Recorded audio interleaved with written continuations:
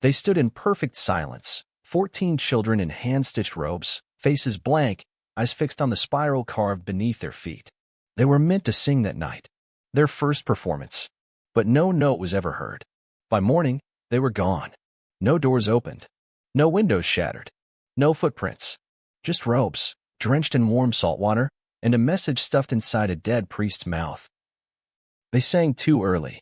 No bodies. No names. Nothing. The choir wasn't lost. It was used. Because their voices weren't trained for beauty. They were trained for opening. And what answered never left. You weren't supposed to hear this. But now, it's listening to you. They built the choir loft before they built the church. 14 robes were sewn before the children were even chosen. Names were etched in red ink, but not on paper, on stone. On the night of their first performance, every child vanished. No screams. No doors opened. Just one long, unnatural silence. By morning, the robes hung neatly in the loft, wet, as if soaked in warm salt water.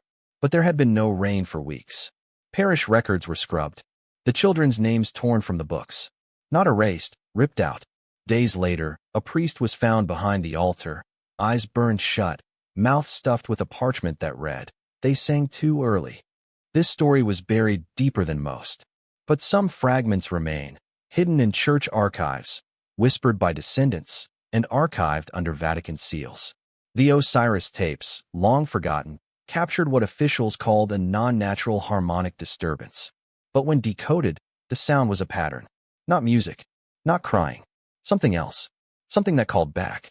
They weren't just children. They were keys. And when the choir opened their mouths, they didn't sing. They unlocked something. Something still listening. Saint Lorne's chapel didn't match any architectural logic. The dimensions were asymmetrical, acoustically hostile to human voices, but perfect for harmonic resonance. Its walls were laced with a mineral not native to the region, serpentine stone, used historically in pagan altars to channel vibrational energy. Even more strange? The choir loft was elevated above the pulpit, directly beneath a carved symbol not found in any Catholic liturgy, a spiral of 14 interlocking rings. This church wasn't made for worship. It was built like a device, a chamber for ritual sound. And the children? They weren't students. They were instruments, selected not for talent, but for timbre, pitch, and emotional response to specific frequencies. Old records describe their training. No hymns, no lyrics. Only tones, vibrations. They were taught to hold a note until their vision blurred. Taught to hum in unison until they felt cold air spill from the floorboards. One boy fled before the ritual. He was found wandering the woods, mumbling, "They're not angels. They're mirrors." He was taken back. He never spoke again. This wasn't a choir. It was a summoning chamber. And when the children sang, something answered. Beneath the choir loft was a trapdoor, sealed not with nails, but with wax and bone. When it was finally opened by Osiris agents decades later, they found a shallow stone chamber, no more than 10 feet across. In its center, a spiral was carved deep into the floor. Not decorative, functional. It matched diagrams found in ancient Phoenician texts used for sound-binding rituals, a way to trap or direct entities through tonal vibration. Around the spiral were scorch marks, hand-sized, spaced evenly, 14 of them. The children didn't vanish. They were absorbed. The pattern wasn't a map. It was a conduit, and their voices were tuned to open it. What passed through, or what passed in, remains unknown. But the temperature inside that chamber was recorded 11 degrees colder than the outside air, despite no ventilation. And in the spiral's center? A faint hum, still pulsing. No power, no wires. Just vibration, constant, low, and inhuman. Locals say birds don't nest near Saint Lorne's. Insects go silent. Dogs whine and refuse to cross the gate. Because they can hear it. And when you hear it, something hears you.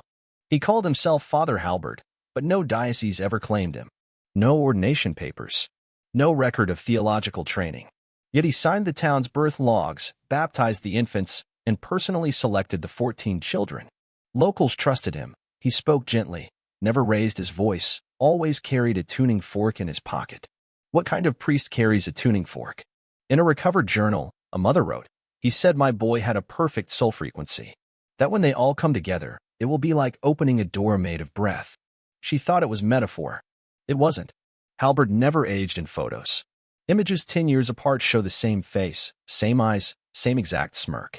Analysts found evidence of image layering, photographs doctored to match one another. But the negatives were untouched. He vanished the same night the children did. No footprints. No witnesses. Just an open gate and a burning candle left at the foot of the spiral. Some believe he was never a man. That Father Halberd was a role, a mask worn by something else. Something that's worn that mask before. The Vatican sent investigators. They all resigned within a year. One was committed. He never spoke again. There was a song, never written down, never recorded. Locals whispered about it after the vanishing. A tune the children hummed when they thought no one was listening. Low, simple, circular, repeating like a wheel turning over gravel. Parents described waking in the night to hear it beneath the floorboards, even after the children were gone. One mother claimed it wasn't the children singing, but the house itself. She ripped up her floors and found carved symbols etched into the joists, 14 marks arranged in a spiral, identical to the chapel floor. Researchers later decoded part of the melody based on testimonies. When played through a synthesizer, the sound caused nausea, vertigo, and vivid dreams among test subjects. One man blacked out and awoke drawing the spiral over and over, unable to stop. The melody was dubbed the minor key of God. But it doesn't uplift, it sinks. It spirals downward into memory and silence. Theories say the lullaby wasn't just a tune, it was a mnemonic trigger, meant to condition the children to respond to frequencies and open their minds to something ancient. They never knew what they were singing, only that once they started, they couldn't stop. After the vanishing, Saint Lorne's chapel was sealed and left to rot. But over the decades, trespassers began returning with the same story. They heard voices not in the air, but in the walls, in the beams, in the wood itself. One man, a forestry student, visited on a dare. He pressed his ear to a pew and heard humming. 14 distinct voices, layered, rising and falling in a pattern too perfect for chance. When he leaned closer, the wood cracked open and cut his cheek clean through. He ran until dawn. He still has the scar. Scientists from a nearby university once removed a plank from the choir loft for analysis. When placed under a sonograph scanner, the grain patterns inside the wood revealed shapes. Faces. 14 of them, mouths open, eyes wide, as if mid-chant. The data was confiscated within 24 hours by an unnamed federal entity. The lab was quietly defunded. No further research allowed. What no one admits is this. Sound leaves fingerprints, especially sacred sound. And if the wood still sings, it means the ritual didn't die with the children. It means the choir may still be performing. We just don't know where the audience is. His name was Elias Tormund, a janitor at Saint Lorne's, 32 years on record. Not clergy. Not part of the ritual. Just a man with keys to doors he wasn't allowed to open. After the vanishing, he was institutionalized for psychogenic mutism. He didn't speak for 16 years. Then one morning, unprompted, he whispered 14 names that matched no public record, no census, no baptismal log. But cross-referenced with letters from grieving families, they fit. First names only. Spoken once. Never again. When asked how he knew, he replied, "They told me not to forget." He kept drawings in his cell, spirals, children's faces, and a single phrase repeated hundreds of times. They were the voice, not the words. A visiting psychiatrist noted a peculiar phenomenon. When Elias slept, the room temperature dropped by 5 degrees. Monitors picked up soft humming, inaudible to the ear, but detected through vibrational analysis. The voices were still around him. On the night Elias died, every light in the facility flickered simultaneously. And when staff entered his room, the drawings were gone. But on the window, written in fog, was the spiral. Still wet, still humming. The spiral is more than a symbol. It's a signal. It's been found carved into tree bark near the old chapel, scratched into basement walls of nearby homes, even forming in frost on windows. But what's most disturbing is when it appears in places no one could have drawn it. A park ranger once discovered the spiral burned into the grass, 14 rings. No lighter fluid, no tire tracks, just scorched earth in a perfect, mathematical shape. He photographed it. The next morning, the photo was corrupted, but his phone still played a faint audio clip, children humming.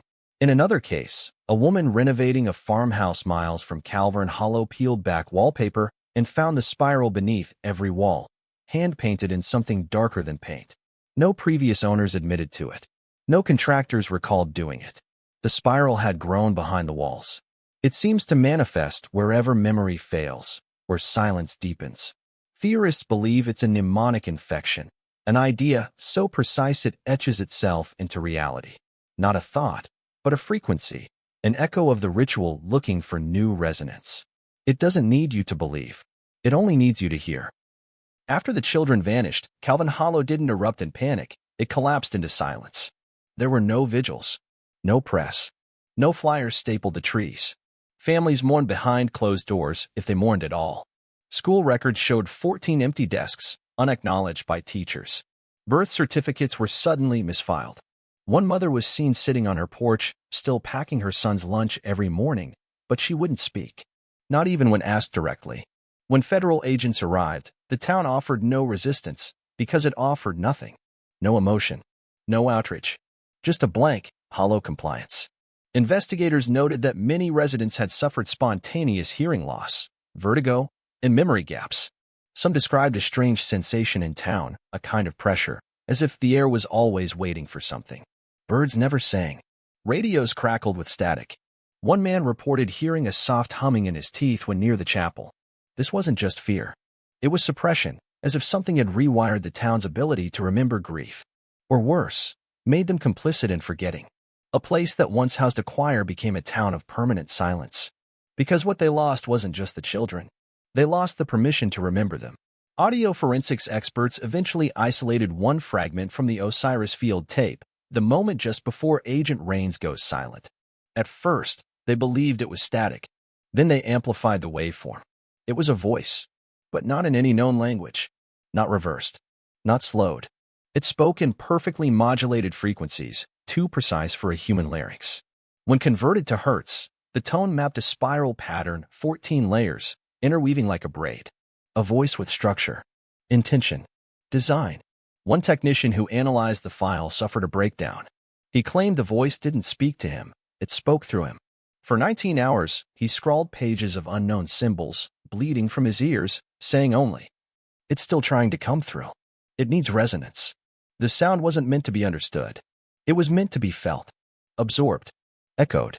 That's what made the children so perfect. They didn't have to understand the voice. They only had to match it. What called back that night was not a ghost, not a demon. It was older than myth and more exact than any god. It didn't need faith. Not all sound is heard by the frequency. Ears. Some of it lives under the skin, where nerves tighten, blood shifts, and breath becomes involuntary. The order of echelon voice believed certain frequencies could manipulate biology, bypassing the conscious mind and speaking directly to the body. Their experiments weren't metaphors. They were anatomical. Historical autopsies uncovered from a forgotten Austrian asylum showed shattered bone marrow, burst capillaries in the fingertips, and spiral scar patterns embedded in cartilage, all from exposure to a single tonal sequence. These tones were known as the 7 gates, and each had a function: disorientation, suppression, suggestion, memory distortion, vocal mimicry, emotional hijacking. The 7th? Invitation. Saint Lorne was constructed to resonate at the 7th frequency, activated only when 14 unique voices aligned in perfect harmony. That number wasn't arbitrary. 14 is the threshold needed to create a standing vibrational wave in a closed chamber, a tone that doesn't echo, but hovers. That hovering tone was never meant for humans.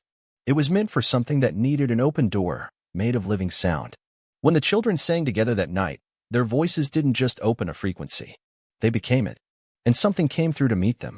Not all sound is heard by the ears. Some of it lives under the skin, where nerves tighten, blood shifts, and breath becomes involuntary. The order of echelon voice believed certain frequencies could manipulate biology, bypassing the conscious mind and speaking directly to the body. Their experiments weren't metaphors. They were anatomical.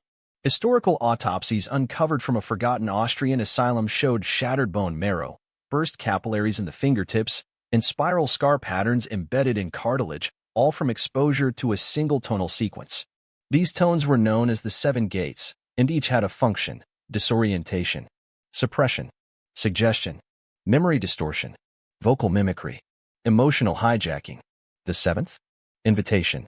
Saint Lorne was constructed to resonate at the 7th frequency, activated only when 14 unique voices aligned in perfect harmony. That number wasn't arbitrary. 14 is the threshold needed to create a standing vibrational wave in a closed chamber, a tone that doesn't echo, but hovers.